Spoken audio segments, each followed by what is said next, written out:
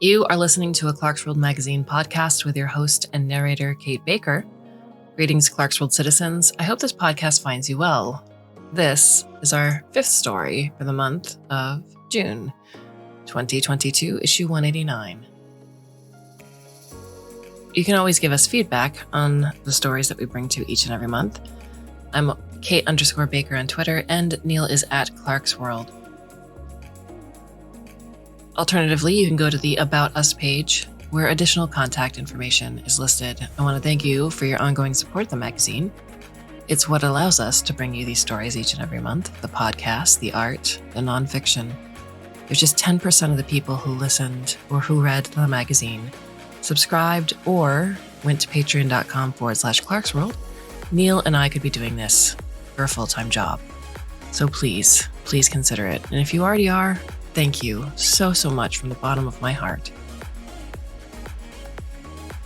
Our story is titled Inhuman Lovers and is by Chen Qian.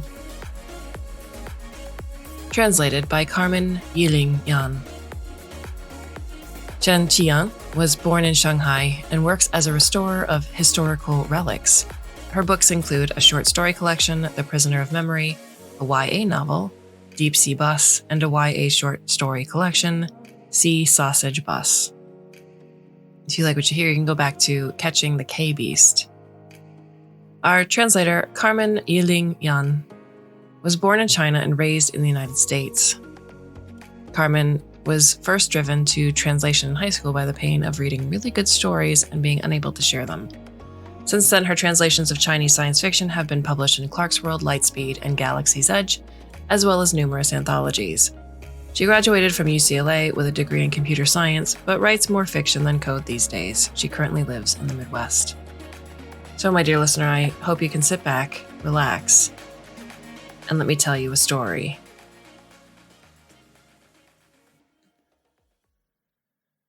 It was never a good sign when Song Mike came looking for me at the end of the workday. You, come out here for a sec. He leaned against the doorway, nodding in my direction.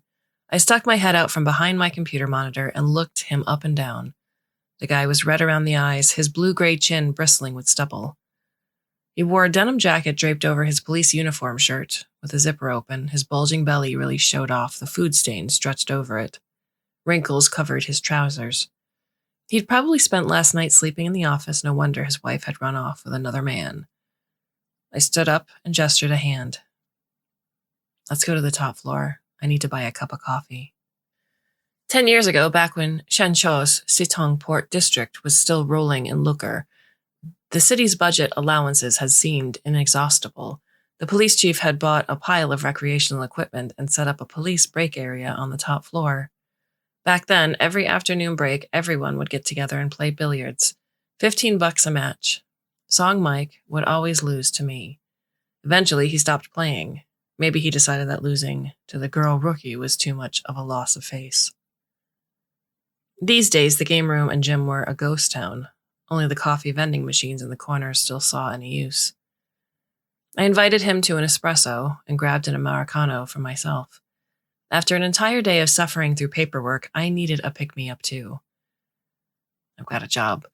Rich lady came calling, saying her Android disappeared. Song Mike pried up the pull tab and rubbed at his nose.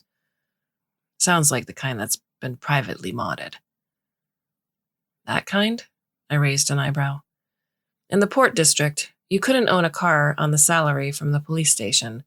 Everyone would take up some private detective jobs on their own. The higher-ups turned a blind eye, unless you went too far. Song Mike would sometimes take me on as a partner, especially when he needed to interact with females. He was an old-fashioned man. In some areas, he maintained a rare kind of prudery. Naturally, I wasn't against the arrangement. Who'd turn down a side gig? Looks like that kind of... He fished out his phone, pulled up a photo, and handed it to me. There were two people in the photo. One was a woman already crossed into middle age. She was dressed in a camel-colored long coat and pretty expensive-looking shoes. She faced the camera, her smile dispassionate and formal. The missing android stood at her side with a focused expression, staring at its owner's profile. It was extraordinarily handsome, bearing a sense of artistry beyond what could be found in products off the assembly line. This guy couldn't have come cheap. "Isn't that Liu Yan?" I asked. The woman in the photograph would have been instantly recognizable to anyone in Shenzhou, with her regular appearances in business news headlines. In recent years, she'd announced her retirement and came to maintain a much lower profile, but she still remained an important figure. "She says that's her Secretary of Business Affairs. It knows a lot of confidential secrets. That's why she has to have it back." Song Mike gave a dry cough. "I don't think their relationship is as straightforward as she says. She couldn't give me this Android secretary's model number. She said it was a private custom model." Wow. I was admiring the handsome man in the photo once more, expressing my approval for this lady's taste. "She's arranged to speak in person with me at her home 1 hour from now," Song Mike said, retrieving his phone. "I think the conversation would go better with you there." A rich, lonely lady who played with fire and got burned trying to find her missing Android boy toy, I shrugged. "Sounds like good money." I rose to my tiptoes and chucked my empty coffee can halfway across the room into the trash bin. Perfect shot. I glanced at my watch. "I'll get my things. I'll meet you in 10 minutes in the parking lot." On previous occasions, Song Mike would mutter, "If you weren't wearing a dress, who could tell you're a woman?" But it seemed like he was in a low mood today. He only gave me a glance without saying anything. 1. Song Mike drove his battered Volkswagen while I sat in the back seat, my laptop bouncing along on my lap. We were crossing the decayed city center of Shenzhou. In the distance, we could see the warm colors of the lanterns of Kaiyuan Temple in the dusk. The Ghost Festival was once more nearly upon us. Flocks of jobless youths wandered the streets in the fine rain, their fluorescent plastic outfits shimmering. They climbed onto the window ledges of abandoned shopping centers, kicking their long legs and chewing gum. Someone recognized Song Mike's car, raised a middle finger, and spat in our direction. "Aren't you going to deal with that?" I said half-teasingly. "We're not on the clock," Song Mike said, his tone weary. "Besides, what can we do? Beat up this crowd of brats?" But Bin District on the city outskirts was a completely different world. The sea, surface rippling with the last light of sunset, skimmed past the car window. A line of birds returning to their nests touched down lightly upon the white shore. Here, even the sand had been imported straight from some foreign land. House prices in Bin District had hit 6 digits all the way back in 72. And our client lived in one of these villas. Sadly, we weren't in a mood to appreciate the rare sight of such moneyed scenery. Song Mike had me use the opportunity to look up the client's, Liu Yan's, background. There was a lot of information on her on the internet, but most of it came from official business news reports and interviews. There wasn't much we could use. Liu Yan came from humble origins. Several rounds of outer space investment in her youth had launched her into wealth. Afterwards, she'd left Beijing to quietly live in Shanshu's Sitongport district, but she still held large numbers of shares in several noteworthy corporations. She'd been married once. Her ex-husband, Liu Guotao, had also been a big name in the business world, only to flee under suspicion of serious business wrongdoing quite a number of years ago. They used to operate as a husband-wife team, and yet Liu Yan had miraculously come through the business unscathed, managing to keep her own assets. I rapidly flipped through the search results, picking out the important bits to read out loud. I can't find much negative news about her online. Does she naturally keep a low profile, or is she just good at PR? Song Mike snorted. How many rich people keep their asses clean? After his investigation into that warehouse massacre case several years ago had gotten shut down, he'd been allergic to rich folks. I ignored him, continuing to look through the sources. Her ex-husband, Liu Guotao, has an interesting background. Before he got rich off asteroid real estate, he earned a MD in neurology and even held a university teaching position related to AI research. He only went into business in his middle age.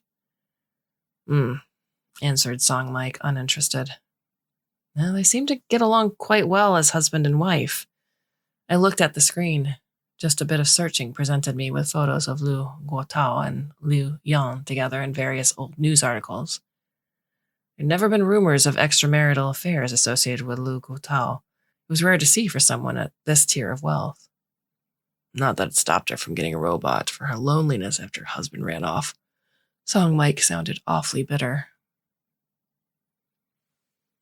We'd entered the villa district. Everyone was starting and stopping, presenting invitation codes to the countless security systems.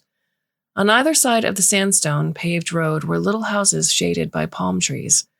The Chinese redbuds were dropping their flowers, carpeting the ground in decaying red. Liu Yan's house was deep within the lake area, a 2-story Western-style house, completely snow-white, with a big terrace to one side extending straight into the bay.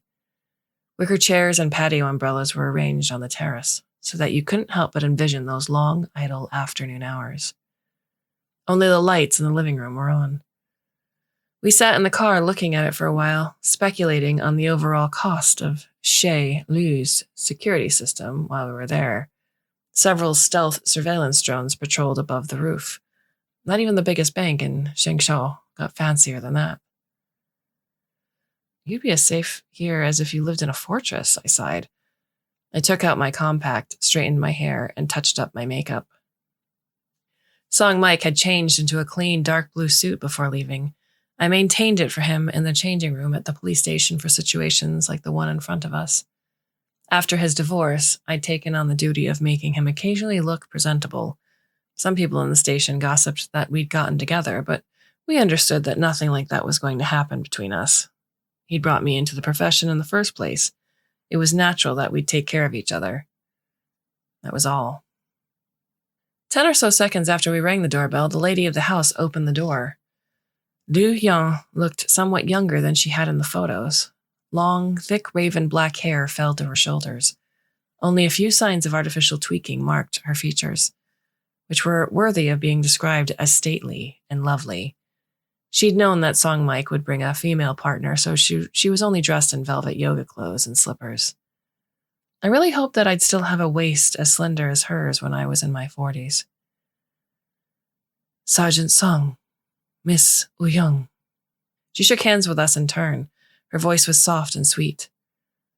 I'm very grateful that you take the time to help me resolve my little personal problem. Song Mike nodded. We walked into the living room and sat on one corner of the sofa. Liu Yan's home didn't give off any of the signs of the nouveau riche. Every article of furniture was expensive in a simple, elegant way. A dry brush landscape ink painting scroll hung on the wall. Definitely an original, I thought. Liu Yan personally brought us tea. I was surprised, a fancy house like this without a housekeeper. Forgive me, normally these duties would be performed by 3908, she explained apologetically. After its disappearance. 3908? I raised an eyebrow. That's the name of my missing android secretary. It came up with the name itself. I'd wanted to give it a more humanoid name, but it was very stubborn on this point. Liu Yan laughed. Song Mike and I exchanged a look. This is also why I hope to find 3908 as soon as possible. It's highly intelligent. I'm afraid of it being subjected to suffering and harm. Liu Yan hesitated for a few seconds, her thin hands clasped over her knees. The raised veins on the back of her hands were the only places where her body revealed its true age. Intelligent? You mean the program in a cybertronic brain isn't the version generally available on the market? Song Mike asked. I glanced at him. He seemed somewhat reckless today, accusing the client of exploiting a legal gray area right off the bat. This wasn't going to help us draw out information. To tamper with an android cybertronic brain programming was technically a crime, but faced with companies' quest for profit and geeks' curiosity, the law was increasingly becoming empty paper. Well, that's not important, Liu Yan said, with a faint lift of her head. Her voice rose. I'm simply saying, you can treat this as a missing person case with a real person. Perhaps it seems absurd to you, but ever since I started living alone, it's been my only companion. I see it as a member of my family. We understand how you feel. Smiling at her, I took out a paper notebook and pen. For some reason, the gesture always made clients feel like they were being taken seriously. And AI inspection is outside of our purview. It's just that we need to understand the logic driving your android secretary's actions to better figure out what happened to it. Lu Hyun's expression eased somewhat. I stealthily shot Song Mike a look. Could you describe the exact circumstances of its disappearance? It was yesterday morning, Lu Hyun said. She became calm and methodical as she began her recollections. I was reminded that she'd once been a successful businesswoman. 3908 is also my fully authorized business representative.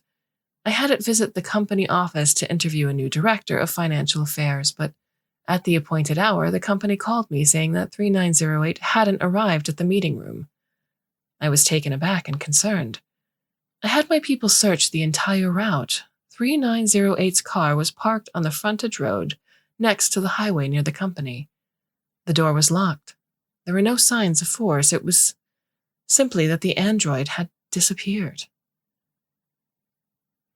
Isn't your android equipped with a location tracker? Song Mike asked. Not anymore. Lu Hyun shook her head. It doesn't like having surveillance on its body. I removed the device on its behalf. I wrinkled my brow. Forgive me, ma'am. Song Mike leaned forward. Just what level of independence and intelligence does your android possess? 3908 is the work of an artist friend. I admit it doesn't run the standard program, Lu Hyun said. She didn't seem to mind Song Mike's repeated attempt to intimidate. 3908's intellectual capacity is beyond my ability to quantify in specific terms. After all, I'm not a field expert. The corner of her lips curved faintly, as if she'd thought of something. All I can say is that in day-to-day interactions, it's completely identical to a normal human being, simply more innocent. It's a good boy. Ma'am, you've really got guts. Song Mike shook his head. Once the programming goes wrong. To live in this world is to accept risk, said Lu Hyun, lifting her gaze.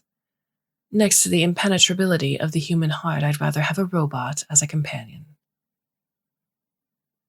As police officers who interacted daily with the evils of humanity, we were both wordless for a time. Why do you think it disappeared? Who would want it? I tapped the paper with the point of my pen, breaking the silence. I really don't know. Lu Hyun spread her hands a little. I'm largely retired. I'm only involved with the company in a nominal advisory capacity. My social connections in Shengsha aren't complicated either. I have no enemies. It's possible that someone kidnapped 3908 after the assumption that it has important corporate secrets in its head. It wouldn't have value to someone else on its own, Song Mike asked again. In terms of monetary value, it would be worth a top-tier luxury car, I suppose. My friend's creations have always had very high market value. The corner of Lu Hyun's mouth lifted. Her smile was a little ironic. It could be resold after reformatting the brain. It's very beautiful. It could easily find a buyer. I've also put out word that I'd be willing to ransom it back for a good price, but as of yet, no one has contacted me. Interesting, Song Mike muttered. After the third round of tea, we said our farewells and left. Lu Hyun escorted us to the gate. A night wind was blowing. Her body seemed especially frail under the soft, athletic top. I once again noticed how vacant and quiet this whole villa seemed. We'll contact you if we find anything, I said, clasping her hand and shaking it gently. Surprisingly, I kind of liked her. So, if it's already too badly destroyed when you find it, don't show me the pictures, she said. She sniffed. Her cool, refined outer shell had abruptly cracked. Just tell me what happened. Don't let me see the pictures. 2. What do you think? Back in the car, I huddled up to the heater, rubbing my hands together. That villa was cold as an icebox. It wasn't even September yet, but I was covered in goosebumps.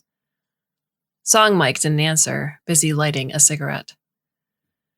The relationship probably isn't as spicy as we envisioned. She sees that android more like a pet dog, I added. Or a friend. But instinct told me that Song Mike wouldn't want to hear that word. Once he deep exhaled 2 masses of smoke, thoroughly polluting the air inside the car, he gave me a sidelong glance. Did you really not notice? Huh? I leaned over, appropriating the lighter and pack of cigarettes, and lit one for myself. Notice what?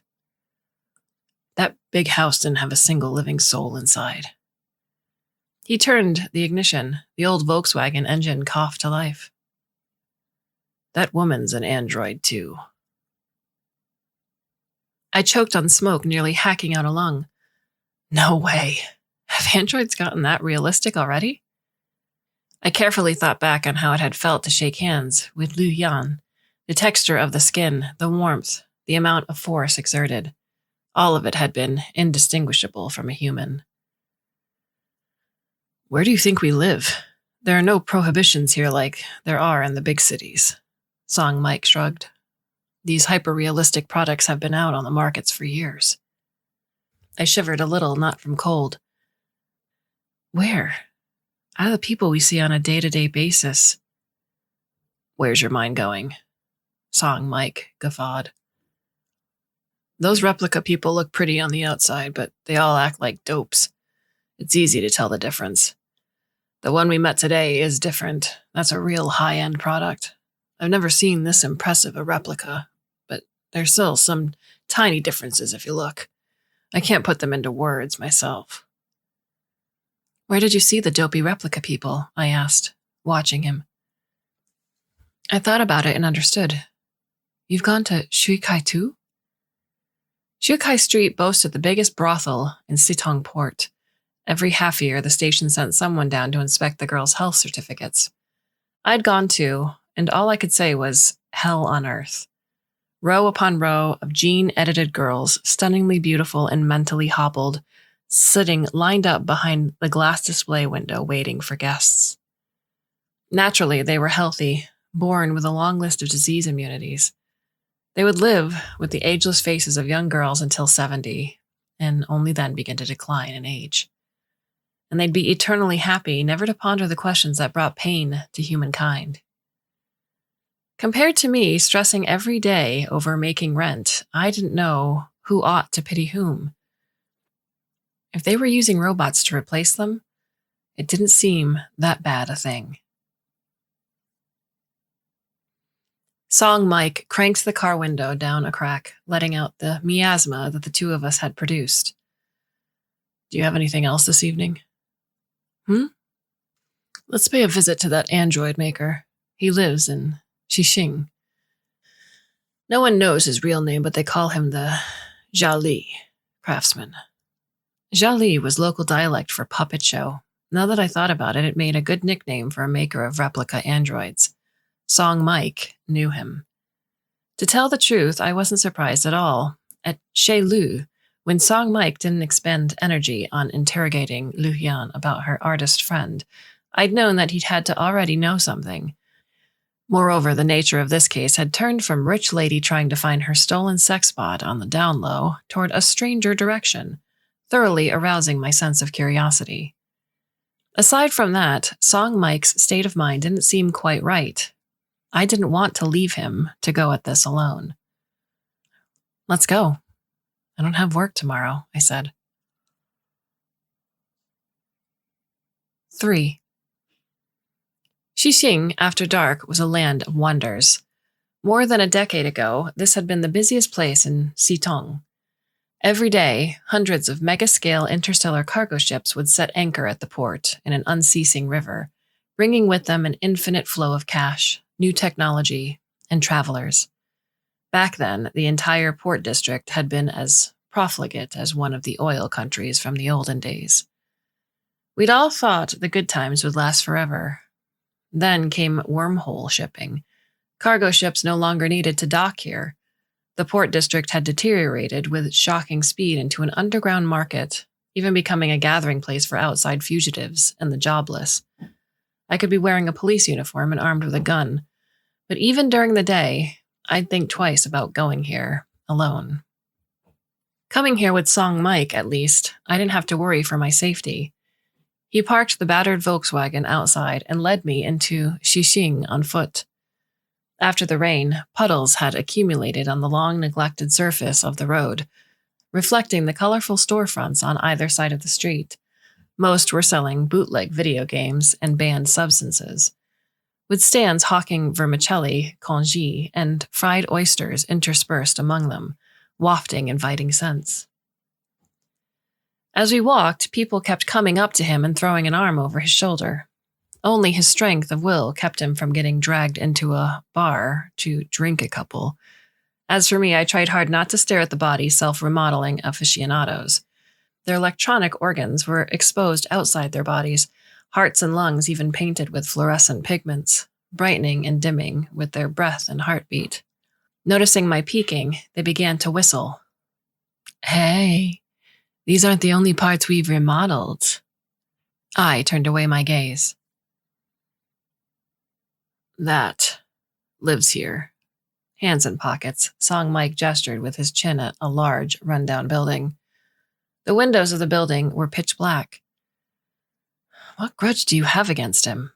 I'd heard the disgust in his voice. I inspected the stun baton hidden up my sleeve. It was black market equipment I'd gotten myself, smaller than a pencil, but capable of zapping a hulking grown man into pissing himself on the ground.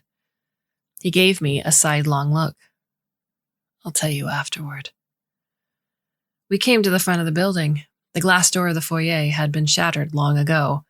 A metal grill and an old-fashioned cable lock kept the homeless out. Song Mike rattled the metal grill. Its creaks were ear-splitting in the silence of the night. I know you're in there, he bellowed. If you don't open the door within the next 3 minutes, I'm coming tomorrow with an arrest warrant. No sound came from inside the building. Song Mike and I stood outside the grill. The night wind pierced my outfit. He'll come out, he said. Indeed, a little while later, a flashlight ray brightened the interior of the building. Dragging footsteps approached. I narrowed my eyes. Once they'd adjusted to the light, I could see the new arrival. The Jiali craftsman was a small man, hunchbacked and hairless. He wore an old military uniform with no insignia. His face was covered in wrinkles, but his eyes were quick. He could have been anywhere from 30 to 70. He opened the cable lock with a jangle of keys, letting us inside. I noticed that his hands were long, white, and slender. The nails were speckled with filth. Up close, he stank of alcohol. You promised you wouldn't bother me, he complained in a little voice. As long as you behave, I'd naturally have better things to do than deal with you, Song Mike snorted. Go. Let's inspect your workshop. He hesitated, then took us onto a somehow still functional elevator to the basement. The huge space was brightly lit. When I made out the scene in front of me, I had to take a deep exhale to get myself under control, to not scream. Human body parts lay scattered everywhere. Arms, legs, female chest cavities equipped with variously shaped breasts. Hair of every color lay bundled in the corners like giant stacks of hay. Row after row of faces hung from stands. A little girl was drawing eyebrows on one of them with a pen. No, that wasn't a real girl either. Upon closer inspection, she was only humanoid from the chest above. Below, her body was a tangled mess of metal supports. Fuck, it made my hair stand up on end. I felt cold sweat running over my goosebump-covered back. After nearly a decade as a police officer, I'd seen plenty of murder scenes, but the tableau here was uncanny beyond reason. This definitely wasn't Song Mike's first time here. He wandered freely between the workbench and the lathe, casually picking up an ear here, a finger there, to inspect. The Jiali craftsman stood against the wall, closely watching Song Mike's every move, his hands hidden in his sleeves. He was afraid of the police. "I've worked on nothing but fully above-board orders of late," he rasped. "A clothing company on Mars requested 200 stage models. I've been so busy that I haven't left the room." Song Mike circled back, took out his phone, flicked it on, and held it in front of his eyes. "Did you make this?"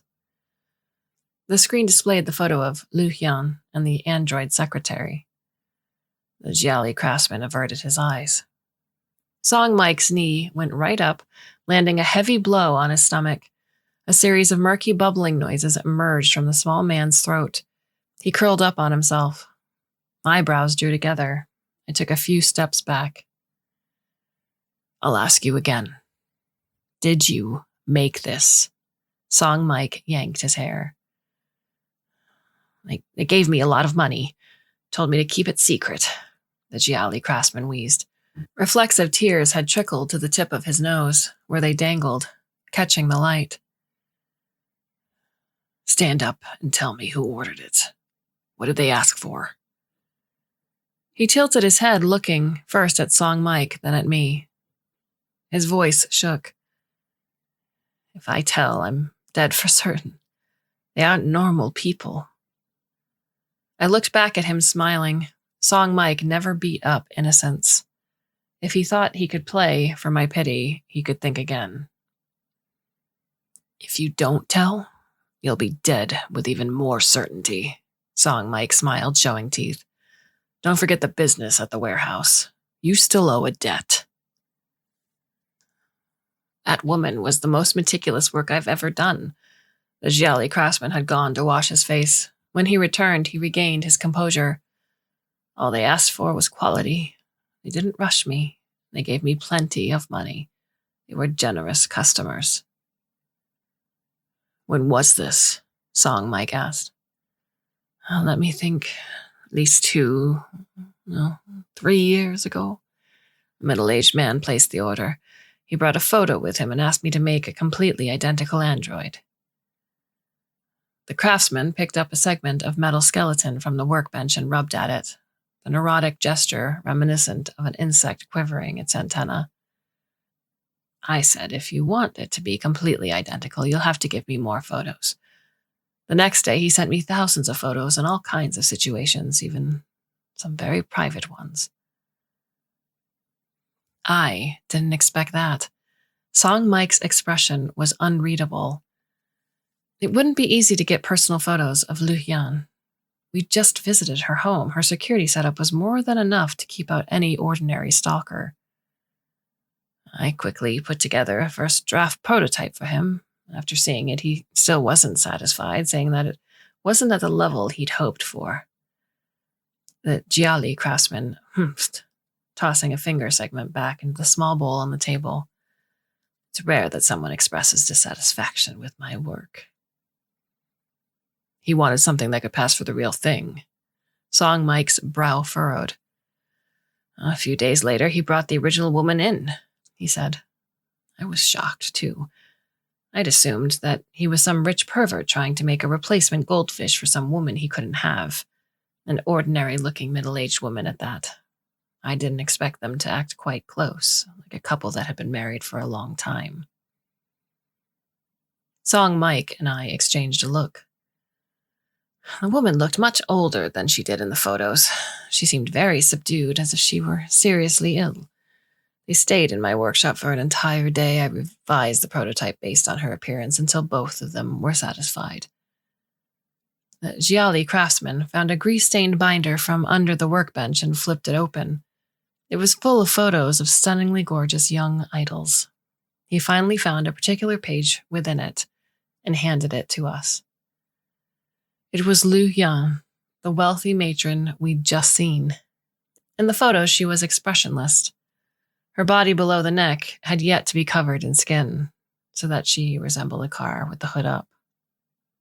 On the day of the order pickup, the two of them came together. The woman was casually flipping through my product photo catalog when she saw a handsome male attendant model. She joked about buying it and giving it to the other her as a birthday present. And the man actually placed the order right then and there. He looked down, picking at the filth under his nails, his voice becoming an indistinct mumble. They paid in cash. And you never wondered why they needed an android to look that close to the real thing? Song Mike asked. Seems like you didn't learn your lesson from 3 years ago. I did do a little research into them. They were important people I couldn't afford to cross. I took their money and did my work. I didn't want trouble. Too late for that, Song Mike said. That male attendant android ran away. You might have created another murderer. Another? My breath caught. That had nothing to do with me, the Jiali craftsman was quick to reply. They only ordered the android's chassis from me. I gave them 2 empty shells and nothing more. They said they'd take care of the cybertronic brains themselves. Song Mike laughed coldly. You're claiming you had nothing to do with the suppliers of the cybertronic brains. Who did the work at the adjustment stage? The Jiali craftsman put his hands up. Don't hurt me. It was all done through email. We both watched him. He turned on his computer and logged into his email. I pushed him aside and did the rest myself, making a copy of all the emails between him and the supplier. What else do you want? Ask away. He gave a long sigh. I'm a dead man, either way. Song Mike thought for a moment, then swiped at his phone screen several more times before showing it to the Jiali craftsman. Is this the man who commissioned the android from you? The craftsman's brows drew together, his eyes disappearing into their shadow. Don't try to claim that you've forgotten. You're an artist specializing in human faces, Song Mike reminded him. That ought to be him, he said softly. Want to go eat something? Song Mike asked me as we exited the building. I nodded. You do owe me a proper meal. In the end, that so-called proper meal amounted to no more than 2 Cuban sandwiches from the bar. The owner was an old friend and left us a table in the corner. We didn't talk about the case as we ate. After the complimentary post-meal sugarcane juice arrived on the table, the first thing Song Mike said was, Wukong, this business ends here. I'll split the reward that comes out of tonight with you. I nearly punched him on the spot. In terms of physical combat, the bastard really might not be able to best me. Maybe my expression was overly savage because Song Mike sighed. It's too late, isn't it? I crossed my arms, glaring at him. This has something to do with that warehouse case, doesn't it? Song Mike was taken aback. We fell into silence. He waved his hand and ordered a shot of Jack Daniels. Few people knew that Song Mike had a pitifully low alcohol tolerance. After this shot, I might have to find someone to carry him back. It's Lu Guotao again. Of course it's him. He grinned, gaze fixed on the bubbles slowly rising through the murky alcohol. Young, how much do you know about the warehouse case of 78? A bunch of hooligans were brawling in a warehouse in the Port District when someone opened fire, resulting in 13 deaths. I paused, then added, After you investigated the case, you went from the rising star head of the investigation squad to a neighborhood bobby. I won't relay all the rumors that flew around the station. At the time, I'd gone back to police school for advanced studies. When I returned to the station, I'd found my partner demoted, and I myself transferred to desk work for no apparent reason. Everyone else said that Song Mike had dragged me down by association. He and I never openly discussed the business. If he wasn't going to volunteer, I wasn't going to ask. The warehouse case was like a knot of silence between us. Song Mike continued to stare at his drink. I didn't rush him. I had waited this many years already. What was a few extra minutes? Under the dim lighting of the bar, I suddenly realized how much he'd aged. In August of 78, I was still in the investigation squad. Someone called the police saying a bad smell was coming from a warehouse in the Port District. I took the team down. You weren't in the Guangzhou at the time, and good thing you weren't. Song Mike laughed humorlessly. The scene looked like what you saw in the Jiali craftsman workshop, only all the bodies were real. All the pieces of bodies more accurately. They were already rotting. We called in the coroner and cleaned up for a week. We confirmed there were 13 dead, all of them unimportant hoodlums from Xixing district. Firearms couldn't have caused that level of carnage. How did they really die? I asked softly. Well, that's the strangest part. Aside from the DNA of the deceased, there were biological traces from only one other person at the scene, and they weren't even from blood. Eventually, we found that the 14th person on the scene was the Jiali craftsman. Does that chicken-hearted bastard pissing himself on the spot look like he could kill 13 young men? Song Mike said. The deceased looked as if something had straight up torn them apart. It took old Li, the coroner, a lot of work to piece them back together for burial. With a case this big, how come I never heard of the central office getting involved? Even most of us in the station haven't heard about the investigation, I said. No, it's the central office that buried it, he shrugged. It's not like those Xixing poors had friends in high enough places to stick up for them. They died. So what? Do you suspect that someone was debugging illegal androids in that warehouse and there was some kind of accident? I recalled his words to the Jiali craftsman. You still owe a debt. And his jab at Lu Yan earlier. You've really got guts. And Lu Guotao had once been an expert in artificial intelligence. The pieces of the puzzle were coming together. That piece of crap was already pants-pissing terrified after personally watching those androids go berserk. He turned to the glass, wiping a sweaty hand on his clothes. No point in arresting him. In the end, the Jiali craftsman is only a craftsman. All he knows how to do is make the outer shell. The cybertronic brains came from someone else. His only contacts would have been low-level intermediaries in the organization. It would have been those same people taking away the out-of-control androids and leaving us only the floor covered in corpses. Poor young'uns. They'd probably only come there that day to shift cargo for a bit of spare change.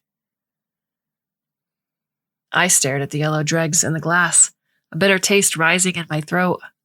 When I compared the timing of several matters, I suddenly understood a whole lot of things. And Lu Guotao had something to do with this? He kicked this hornet's nest and had to flee?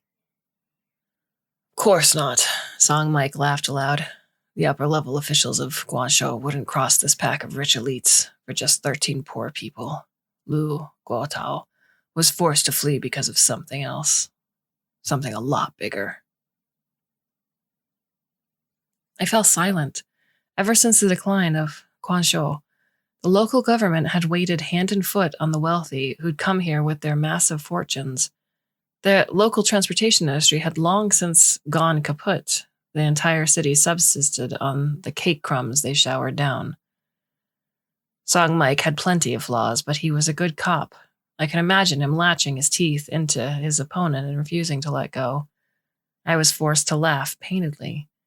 That demotion all those years ago now had a logical explanation, and his reason for telling me to extricate myself from the business had also become apparent.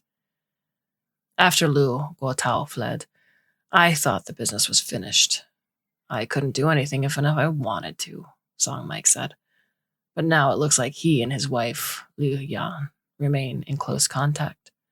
It's very likely that he continued to control business affairs in Guangzhou through her. Through Liu Yan's android, I corrected him. According to the Jiali craftsman, Liu Yan was involved in the creation of her android replica from start to finish, and she seems seriously ill already. Do you think the real Liu Yan's still alive? I bet $5 she's already dead, Song Mike said. Any sickness they can't cure with all that money has to be something really hopeless. Agreed. I think she's dead too. I slowly organized my thoughts as I spoke. Lu Guotao was secretly researching cybertronic brains this whole time. After he fell afoul of the law and fled the country, he continued to run his business through Liu Yan. Several years later, Liu Yan developed a terminal illness. As her death approached, they decided to make a Liu Yan android who could pass for the original in order to maintain their operations. After more consideration, I added, they gave the android an android pet of its own. It's a heck of an arrangement. Song Mike eyed me. Maybe they didn't want the fake Lu Yan to come into contact with too many outsiders. The risk of discovery adds up over a long period of time. To have a lonely rich lady's android boy toy show his face as her representative is much more reasonable. A safe chain of puppets. I looked down, picking at the scraps of lettuce on the plate. So, you knew from the start that Lu Yan is Lu Guotao's ex-wife and that Lu Guotao has dirt up his ass crack? Then why did you accept this side gig unless you were hoping to follow the lead all the way up to Lu Guotao, arrest him, and conclude the case? He didn't say anything. I continued. I have an even bigger question. Why would Lu Yan's android, in other words, Lu Guotao, who's behind everything, ask you to find the missing 3908? He has the money to just commission a new android from this Yali craftsman. We can forget that sentimental bullshit about the android being a companion and family member. Lu Guotao is a cold-blooded businessman. He'd equip 3908's brain with some mechanism that would let him remotely wipe its data in case of emergency. And he definitely knows that you're the cop who insisted on pursuing that case all those years ago. He should be avoiding you like the plague. Song Mike continued to refuse to meet my gaze. I could hear my voice rising the whole time, unable to control my anger. Buddy, this is a fucking trap. Don't tell me you can't tell. I'm not trying to be some kind of goddamn hero, he said at last. His voice was raspy. His stubby fingers gathered the short, greasy hair from his forehead and pushed it back. I raised a brow. He lifted his gaze, which crossed my shoulder and fell on empty distance. Lu Guotao knows that 3908 may have gone rogue. It's more than he can handle himself. He's afraid of a repeat of the incident at the warehouse, with more than hoodlums for victims. I'm one of the few people who know just how bad things can get. He used the last of his drink to water the decorative plant by the table. Song Mike said, he doesn't want to retrieve that boy toy android. He's just letting me know. It would be great if I could help clean up a big-ass mess. 5. Leaving the bar that early morning before parting ways with Song Mike, I half-bullied him into an agreement. He wasn't going to chase after that potentially already berserk human passing android on his own. He agreed with a laugh, suspiciously quickly. But as I watched that battered Volkswagen drive away in fitful zigzags, I understood there was nothing I could do. I knew almost nothing of the details of the warehouse case he'd investigated. What he'd described tonight was only the tip of the iceberg, for sure. In Song Mike's eyes, I would always be that little intern girl. He wanted to keep me out of this dangerous business out of some stupid straight man sense of pride. Lu Guotao. I said the name to myself silently as I returned to my cramped apartment. It was already 2 a.m. I lay on a bed for half an hour, my eyes closed in vain. All I could think about was the scattered body parts in the workshop. Irritably, I rose, grabbed my laptop, and sat with crossed legs. Song Mike had told me that Lu Guotao had been forced to depart for other lands for some other business that he couldn't cover up. His wording had been suspiciously vague. Since I already knew Lu Guotao's name and the timing of the case, it might not be too hard to find some leads. I brought up my phone log and found the numbers of several Central Office high-tech crime investigators I'd met in police school. While I waited for someone to pick up, I logged into the department's internal news network and began to slowly sift through the information. 6. Old Song? I banged hard on the door. I waited for half a minute, but there was no response. I went straight to verifying my identity on the retina scanner and entered Song Mike's office. A long time ago, I'd been his assistant. He never removed my access permissions after my transfer. The interior smelled of cigarettes. I turned on the ventilation fan and went around the room, making an inspection. The old dossier on the warehouse case lay on the table, flipped through so many times that the edges were curling up. The desktop computer was still powered on. I gave the mouse a shake. A password pop-up appeared on the screen. Never mind. His jacket and car keys were missing. I swore. The bastard had purposefully ditched me. This morning, I'd sent him the information I'd put together and left him a voicemail telling him to wait for me to arrive at the office. Lu Guotao wasn't just some mad scientist who'd played with fire and caused the one-off tragedy. If he'd lived last century before the death penalty was abolished, the crimes he committed in the course of his private research into human-passing cybertronic brains would have earned him a hanging. Even though Song Mike had been tracing Lu Guotao's tracks for years, I still wasn't sure if he knew just how terrifying his opponent was. Song Mike was an old-school cop. He wasn't much good at digging up and collating online resources. And after the higher-ups shut down the warehouse case, he couldn't have gotten the help of the station's technicians. I'd rushed into the station and still been too late. I could picture how he'd look explaining, "I can't take a woman to capture a berserk killer robot." Heavens, it had been years since he left the front line, and I hadn't seen him partake in any physical training. Chances were he couldn't even outfight a street hoodlum anymore. I pulled out my phone and called the station's car modification aficionado. "Section Chief Sheng, let me borrow your car?" The other party agreed readily. As I drove into the hills, I rejoiced in my decision to borrow a car. The smooth highway had quickly become pitted cobblestone. The city no longer had the money to maintain these distant stretches of the public road network. Song Mike didn't pick up any of the calls I made en route. For my part, I tried diligently not to think about the crime scene photos in the dossier for the warehouse case.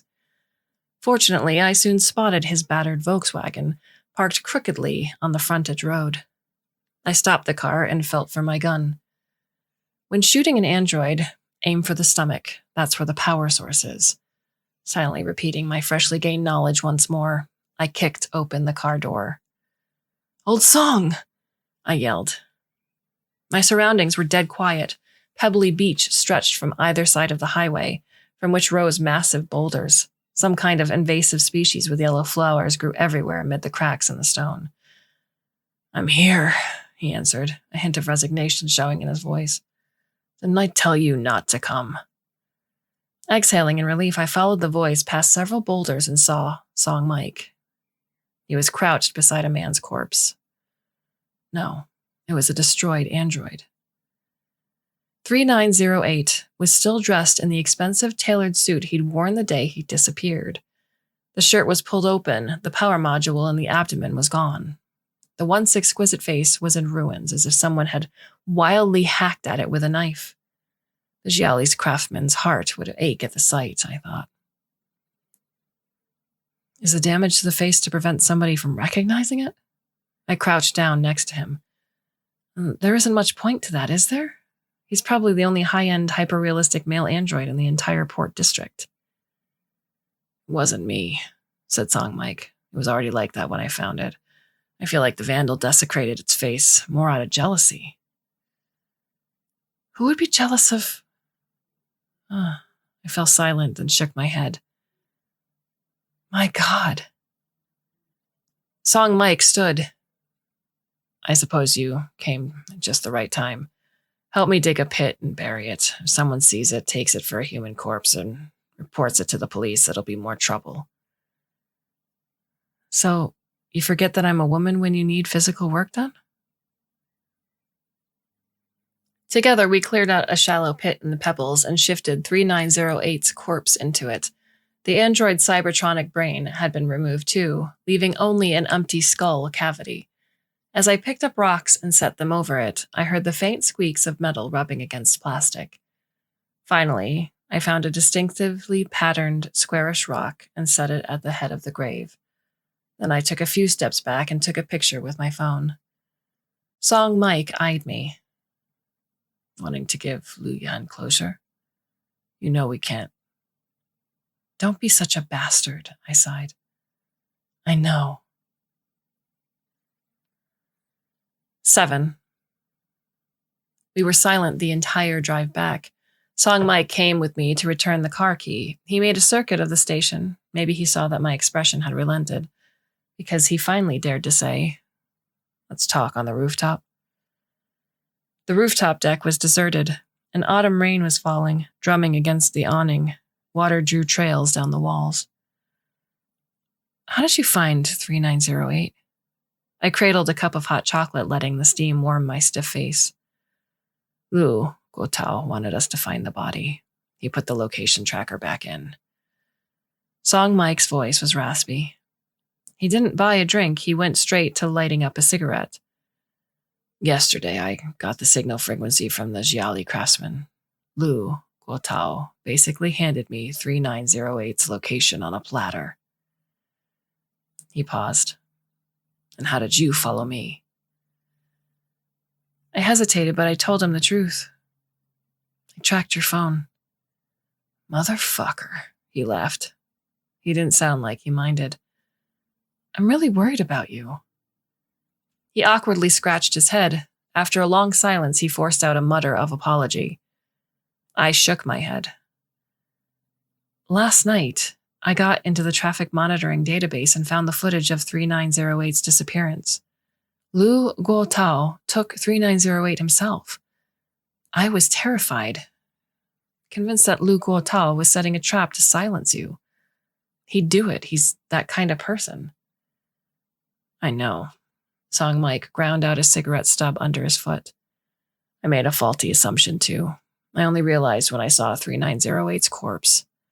Lu Guotao's using me, not to clean up that robot boy toy, but his robot wife. Why can't he do it himself? I raised an eyebrow. Heaven knows. Maybe he can't bear to.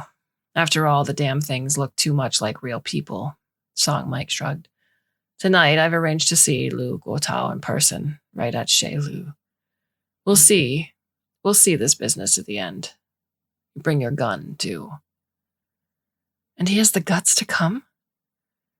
I told him, if he can't bend his dignity enough to talk things out in the open, I'm not going to take on this business. Song Mike shook his empty pack of cigarettes as he spoke, then tossed it irritably into the rain. When his fake wife goes insane in the middle of all those villas and mauls one of those leading citizens, he can try cleaning up the mess himself. I took a sip of hot beverage and closed my eyes. The comfort brought by sugar content was better than nothing. Say, do 3908 and Lu Qian realize they're androids? Does it make a difference? I don't know. You can't hesitate. Song Mike turned to me, his voice hard. There's no room for discussion in this business. I sighed and promised him, of course, tonight we'll take care of all the dangerous androids. They're all massive threats to public safety. I've seen the dossier on the warehouse case. I know. He watched me. They only look like humans. Don't you get sentimental. I sighed. 8. Song Mike remained the driver for our second time going to Chez Lu. I leaned back in the back seat, caressing the handgun in the inner pocket of my jacket. I felt that cold metallic weight right up in the pit of my stomach. I'd brought bad news to plenty of people before. The unspoken rule of the police station, maybe sending a kindly-looking woman to bring ill tidings would ease the blow. So I've knocked open door after door, telling mothers their children have died in car crashes, telling wives their husbands have gone to prison. In the present situation, I only needed to tell one robot that its robot buddy wasn't coming back. I didn't know why I felt so sad. Their emotions were nothing more than a chunk of computer program, and any grief wouldn't get to last very long. I closed my eyes thinking of Lu Qian again, that elegant, fragile, middle-aged woman, that moment of loneliness and self-mockery in her expression. It was all fake, all programming. Sooner or later, she'd devolve into a killer machine. She had to be eliminated. Privately, I hoped that Song Mike could do the dirty work, leaving me only the duty of helping him take care of the fake Lu Yan's remains the way we'd buried 3908. But instinct told me that Song Mike might not be able to do it. He was an old-fashioned man. To have him shoot an innocent woman in cold blood might be asking too much of him, but someone had to do it. Once again, I checked the number of bullets in my gun.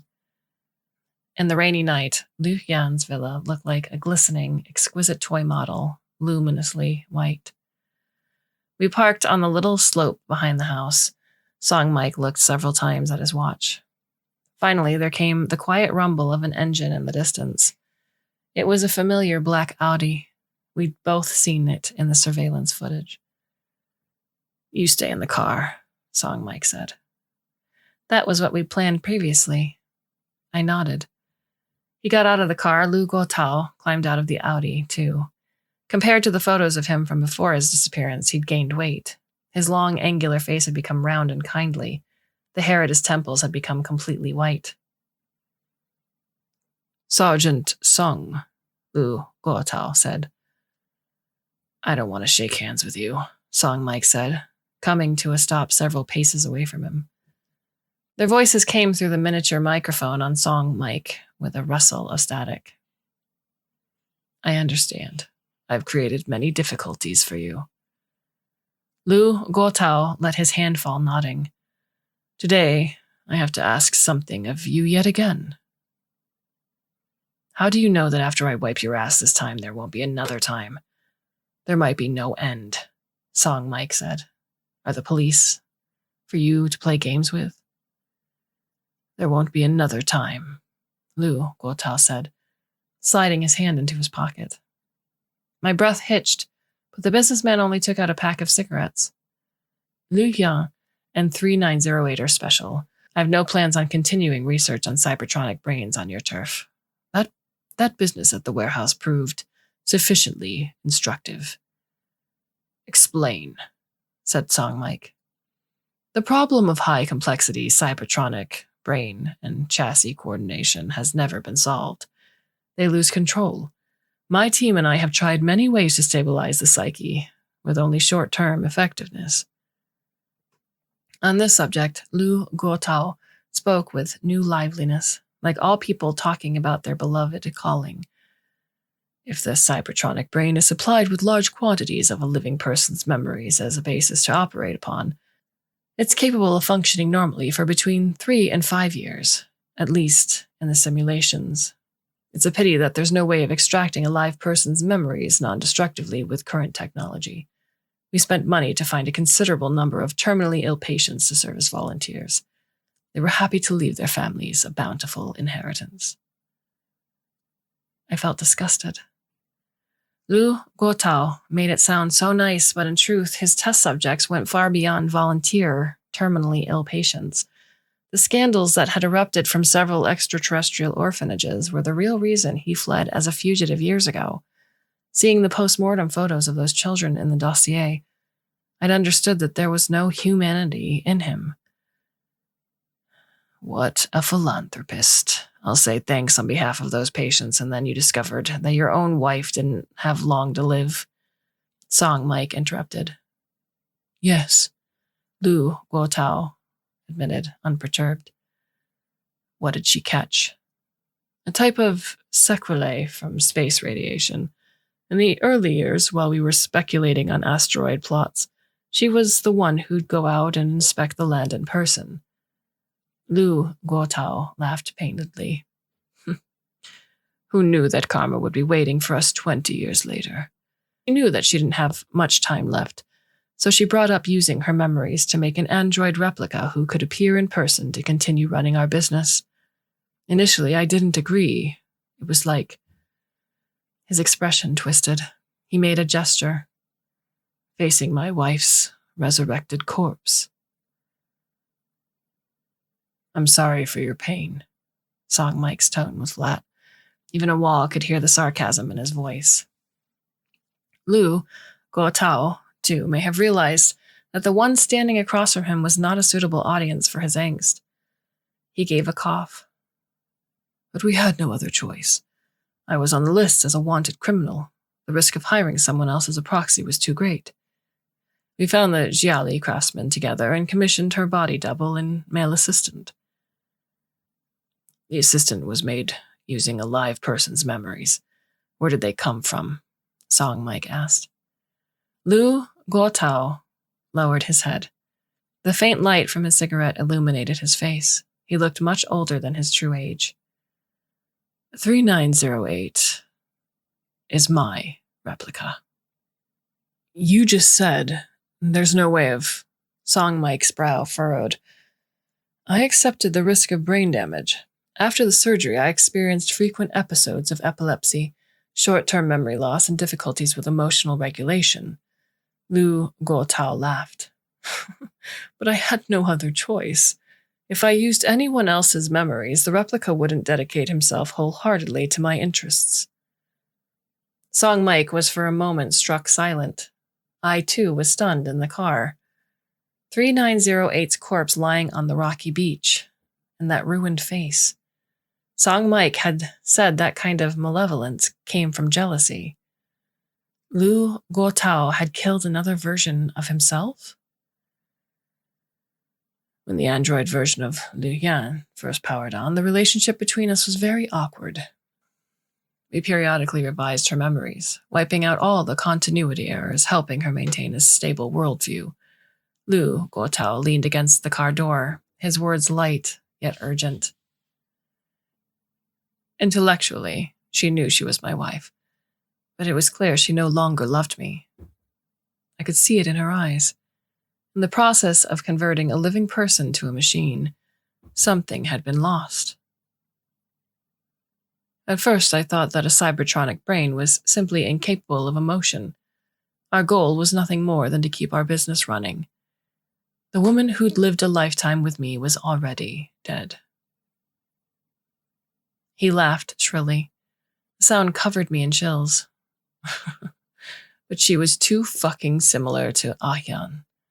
Every time I saw her, it felt like she'd never died. I wasn't so insane that I wanted to sleep with a pile of metal and plastic. We maintained a business relationship, all the way until about a year ago when my team and I inspected Liu Yan and 3908's memories and discovered they'd fucking fallen in love. Oh, said Song Mike. I'm not so far gone that I'd be jealous of the robot version of me. Don't look at me like that. I'm no cuckold. My wife's been dead for years. Besides, it's only natural that a robot version of me and a robot version of Liu Yan would fall for each other a second time. Lu Guotao shrugged and pinched out his cigarette. But this introduced difficulties to our work. They couldn't have a romantic relationship. The Jiali craftsman didn't include the capacity for lovemaking on the chassis he made. Who could have thought of a situation this crazy? Every time they tried to sleep together, they'd discover that their bodies didn't match up with normal people's. We were forced to regularly clear out entire chunks of their memories to keep their illusions of being real people. It was too convenient, so you decided to get rid of 3908? Inconvenient? I wrecked myself to create him. Lu Guotao's voice rose. Cybertronic brains can't take this kind of repeated manipulation. Their systems were only meant to remain stable for 3 to 5 years originally. With this whole business added in the mix, they've both reached the brink of obsolescence. It's time for those two to retire. I got rid of 3908 myself. His voice shook. He couldn't continue. But you couldn't bear to kill Liu Yan? Song Mike continued for him. So you thought of me. One last time. Whatever you want, I can give you. Money, promotion, my connections in the port district can still accomplish a thing or two. Lu Guotao said softly. I won't make a new Liu Yan. She ought to rest in peace. After resolving this business, I'll leave Earth. You'll never see me again. Song Mike humphed softly. Their silhouettes were like two barren tree trunks in the night rain. You go to the villa to take care of Liu Yan. Leave things here to me, Song Mike said to me through the communicator. I assented, hopped out of the car, and went walking toward Chez Lu, beneath the hill. When I'd walked about 100 meters, I'd heard the sound of a gunshot from behind me.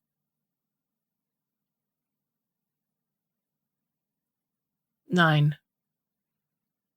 Seeing her for the second time, I couldn't help myself. I closely observed her eyes, her hair, and her chest, which faintly rose and fell as she breathed. The Jiali craftsman was truly preternaturally skilled. Liu Qian noticed my gaze. She laughed and shifted aside to let me in. You know now. She knew that she was an android. Our conversation won't likely last long, so I won't invite you to sit, she said.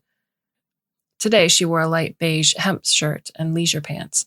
Her hair was plaited behind her head in a Greek-style updo. She'd put on light makeup. We stood on the carpet of the living room, looking at each other wordlessly. Old Liu took care of 3908? Liu Yan asked, looking down. Yes, I admitted. How much did she know? Would she resist at the brink? I remembered the crime scene photos from the warehouse incident. Cold sweat trickled down my back. He didn't suffer, did he? Liu Yan said in a small voice. Your husband gouged his face off, I thought. I dug out my phone and brought up the picture of 3908's resting place. No, he only removed the battery. We gave him a burial. No one will disturb him. Old Liu would have also destroyed his cybertronic bane. It's the only way to be safe. She fixed her gaze on that deserted rocky beach for a long time. Then she hesitated before saying, In a moment, I hope you'll take care of me in the same way. For a moment, I didn't know what to say. I have many of Liu Yan's memories. I know that androids like us must be eliminated at a certain date or we go mad. As she spoke, the faint lines around her eyes drew together from her smile. Finding you, too, was a plan old Liu and I came up with together. Old Liu couldn't bear to kill me. He would put it off day after day until the point of no return.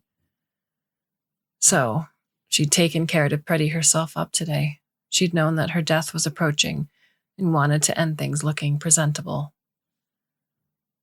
Where do you want to? I said. How about the garden? Liu Yan loved taking care of the garden best when she was alive. It makes things easier for you, too. I've already had someone dig the pit. Her lashes fluttered. I weigh 130 kilos now, as a woman of steel.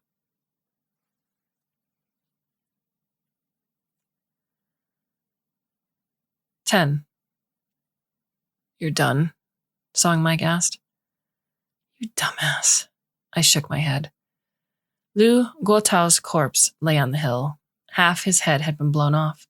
Song Mike hadn't used a gun from the station. Thank heaven and earth he could still keep the finer points in mind.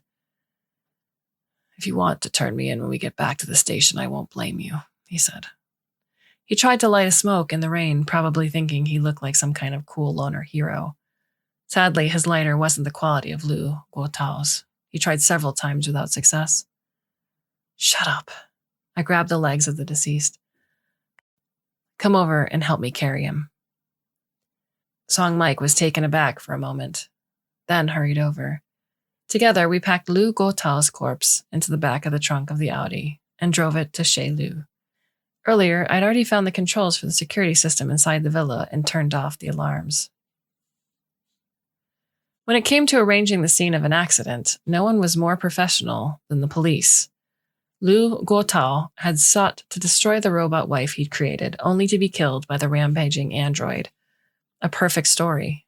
To create a suitable effect, we shot a few more times at Liu Guotao and Liu Yan's corpses.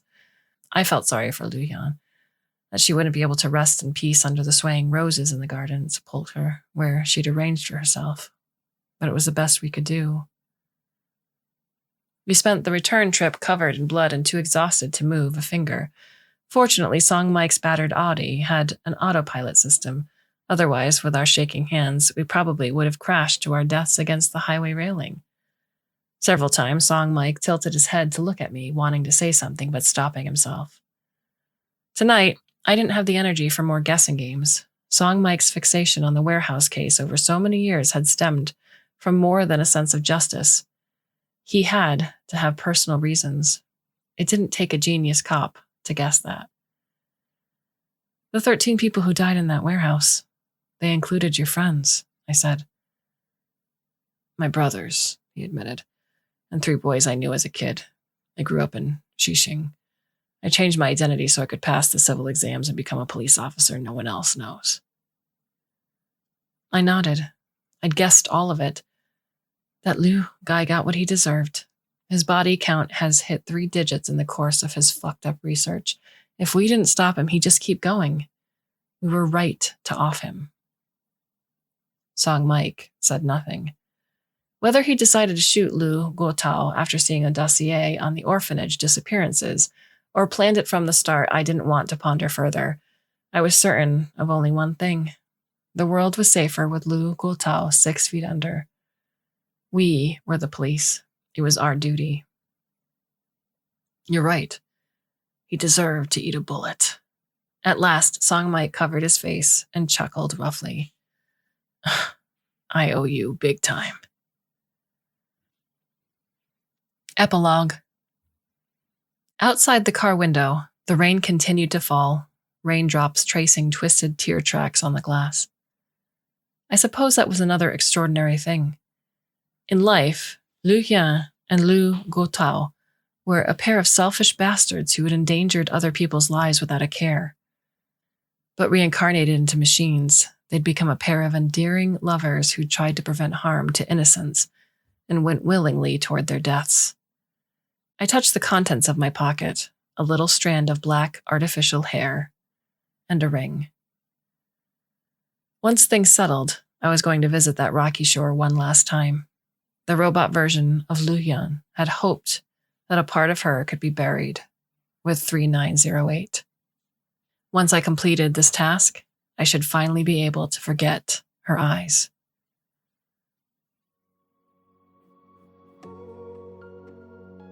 This story was originally published in Chinese in Galaxy's Edge, number 7, November 2020. It has been translated and published in partnership with Storycom. And here's the part where I ask you what you thought of the story. You can go to the About Us page, where our contact information is listed on the Clarkesworld Magazine website itself, and that is Clark with an E. Or you can follow us on Twitter. I am Kate_Baker, and Neil is at Clarkesworld. We have 2 more stories left for the month of June. I do hope you can come back and listen, should you so choose. Until then, my dear listener, I bid you a very fond and hopefully very temporary farewell.